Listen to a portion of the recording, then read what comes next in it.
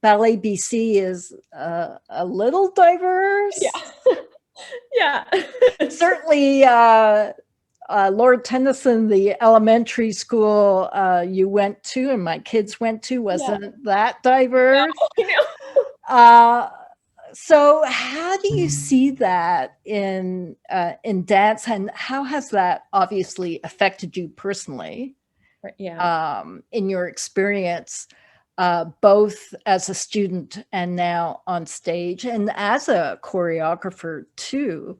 I'm loading these big questions, but um, uh, especially in the context now of Black Lives Matter, do you see dance having a role in that, in maybe doing a better job about amplifying those messages? Definitely. Yeah, it's interesting. Yeah, growing up at Arts Umbrella, I think there was one other Black dancer, and I never, the thing I was thinking about recently, like I never really noticed or felt like, oh, I'm the only Black kid here. But I noticed when I was around more Black dancers, I was like, oh wow, I didn't realize that I was like missing this.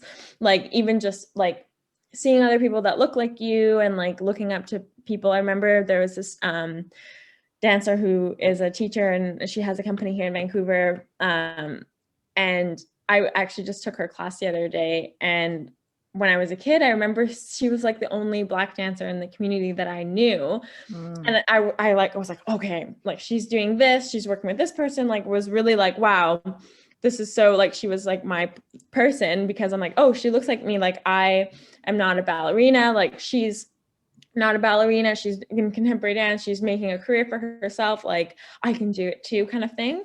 And I just was reminded the other day, I took her class and I was like, wow, like you were my like representation of what was possible in dance. And I think that's super important, because you're looking up to like, and I would look up to lots of dancers who weren't of color, and like amazing. But there's something about when someone looks like you that you're like, oh, they understand. I understand that people like, you know, it's possible. Like it's just like a different thing. And now in Switzerland, there was 3 other Black dancers, and at Ballet BC there's another Black woman. And I'm just like, wow, I didn't realize how much like I like, it's just so nice to be around like people who understand your culture, your background, like even just like having similar experiences in dance, being a person of color, being Black, like so I think that's really important. The thing that I like, it's so difficult because people want to do so, they want to be supportive, they want to do so much, and they want to like, there needs to be representation. But the thing that I get a little bit uncomfortable about when companies are like, okay, we gotta like put out an ad for Black dancers, we gotta put out an ad for Asian dancers, like, and it's like, I'm like, okay, whoa, what, like we need more people, yes, but you can't just go out and pick because it looks better. It's inclusive washing. I was trying to find a term, but it's just ticking boxes, right? Exactly. Yeah. So it's like, where in the system are we going to like change that thing that's not allowing, you know, people of color to, you know, tuition fees, like just more scholarships, like allowing more just people to come in and be able to be a part of this thing.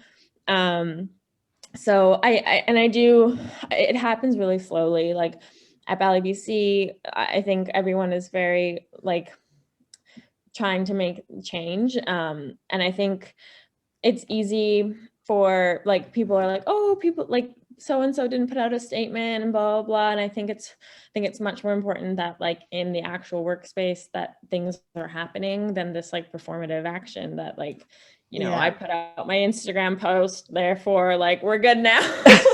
Exactly. I mean, really, that's the minimal, right? Yeah. And it's not genuine. Yeah, exactly. Yeah. So Yeah. yeah, but yeah, it's interesting. And I think there's just so much, we just like, there's so many, especially in the art and like the way we think and the dancers, like everyone is on the same page, and so it's like we can all come together and like work towards creating some change and difference. So yeah, It which sounds like a very supportive atmosphere. Yeah. yeah.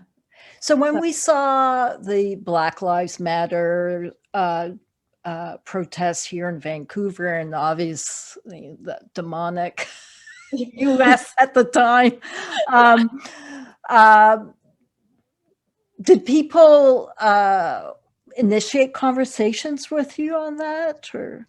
yeah, yes, and that was something that I found, like certain people reached out and asked how I was doing, and like close friends of mine, like totally, we've had many conversations about it. Some people called, and I like, the intentions were so good, and I also am not one to be like, oh, I really don't like to like create any drama or anything. So I was like, they mean well, but I found it so interesting. Because you've been here all along. Yeah, it's so funny, but I even felt like, I mean, pure, like more from a safety, because I have a few friends in the States, and I was checking in with them, but like I'm like, it was interesting, but people felt like, okay, here are the people of color that I know, and like, and it makes sense. Like, this is where I can start and showing my support to them and checking in with them. But I was kind of like, did you just realize I was Black? Like, and I was like, I'm happy to have a conversation with them, and it's great. It's just such a funny timing. Yeah, isn't it? Yeah. It must be. I mean, really, like, I what's know. changed? Yeah, You woke up, right? yeah, exactly. Yeah, But I didn't take offense to it. I mean, it's just yeah. well intended, but just And, funny. and I guess it's a pathway, hopefully. Like, Exactly. if it's a one-off question, Yeah. lesson not learned, I suppose, right? Yeah. Yeah. But and they're definitely doing the most that they can at Mm. trying to support, and yeah, and good to have conversations. It's just how we keep learning. Yeah. But it's funny. Yeah. So it sounds like you had to contain yourself a little bit. Yeah. Yeah. But yeah, at that point I was so grateful to like just call my other friends and be like, "Are you having the same?" Yeah, okay, people are calling you too. Like, yeah. Well, it's good that you can laugh about it. And I suppose, quite frankly, that's the stereotype with classical ballet, is that it's really a Yeah. It's like, oh, you're so yeah. white people's Yeah. invention, Yes, yeah. or at least that's the way it has grown, right? Yeah.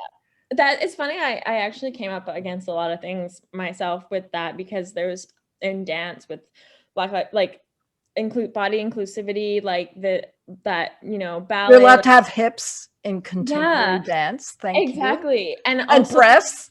and yeah, like a real woman body, and like just like also the gendering in ballet is so like binary, and but also just there was a big conversation around like, okay, why is ballet considered to be like the only technique, and like all these dance forms, and when you audition, like you always start with a ballet class, and like all these amazing dancers who don't have ballet training are seen as like less than, not as trained, and all this, and which is a really good, like, it's true, like the standard for dance is always centered around ballet.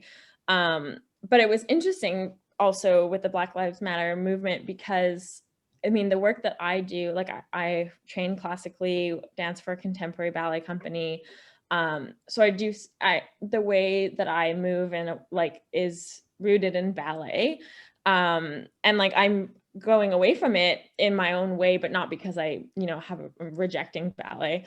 But I really felt, and had to think a lot about it. Like, am I projecting this, or like, but I really felt a lot of like this idea of like, if you dance for a ballet company or do this, like, you're not an artist, you're just following the norms, you like, it's an institution, which all things that we need to talk about. And all these companies are getting more money, and the independent scene is really struggling, and all of this, and totally. But I was like internalizing it as like people don't see me as a real dancer because I dance for a ballet company, and like all these things. And then I was like, oh my gosh, like, here I am, a Black woman, and I'm feeling like people are like, oh, you can't do ballet. I'm like, now you're telling me what to do. And like, I'm just like, this whole thing that, and at the end of the day, I was like, you know what, I'm going to do what I do, move however I want to move. And, there's a great conversation we should have, but it's, yeah.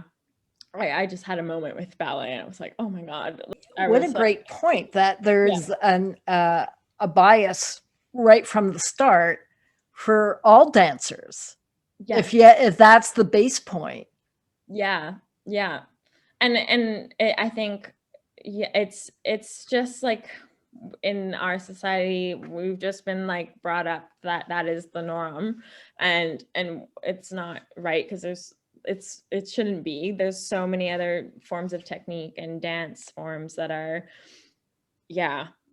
but I think where we get into like giving, like on the opposite end, like diminish, like giving value to one thing more than the other, I think is also harmful to people. Like, there's so many people of color who like have worked their whole lives to get into ballet companies, and like have been the first, and like are breaking the boundaries and all of that. And so it's like, okay, you can't start to tear that like ballet down in that way.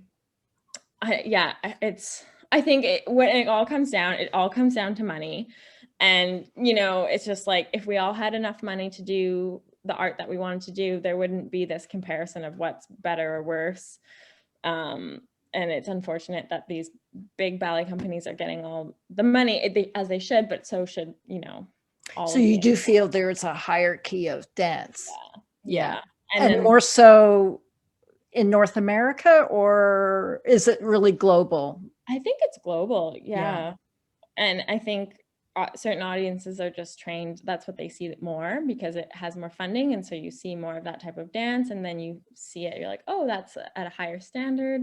But there's just not enough education about other forms and funding. On TV and film, what gets audiences is really the contemporary dance more than classical. Because it seems there's more rapport, more affinity, as you say, representation. You can identify more with modern contemporary dance than you can with Swan Lake. Yeah, exactly. And just different demographics, like it's dance lessons are expensive, like very expensive, and not everyone can afford that. And looking at it's just you're right. It's money's the barrier to everything. The other, you mentioned it about the gender, and in one of the short films I saw on Ballet BC's YouTube channel, which I recommend everybody to pop in and have a look, it was great to see two men have a duet and lift and throw jumps, and I thought that is awesome. It's I think it's come a long way, like same-sex duets and things like that.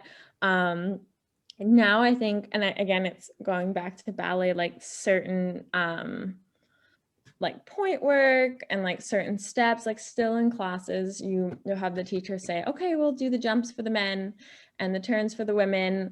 And it's like, it's just divided within the like syllabus and like the technique of ballet. It's just like, men do big jumps and women do the light things. And like, so now I think choreographers definitely are mixing it up.